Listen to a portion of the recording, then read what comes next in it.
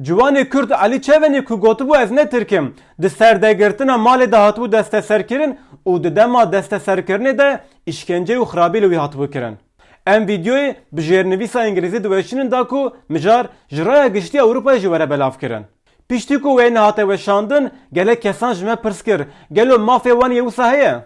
Li gorî destûra bingehîn divê tu kes neyê işkencekirin û neyê eziyetkirin. Divê tu kes neyê cezakirin û muamelekirinê ku ne li gorî rûmeta mirovan be.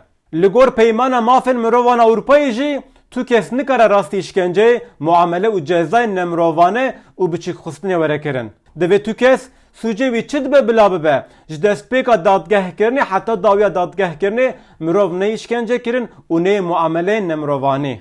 Li ser medya civakî li hemberê vê bî hukukiyê ku li Elî Çeven hat kirin, ji aliyê gelek baro siyasetmedar û kesan ve bertekek mezin hat nîşandan. Li gorî we Elî Çeven vê muamelî heq kiriye an na. Di şirevan da binivîsin û vîdyoyê parve bikin da ku vîdyo bigije vedetir kesan.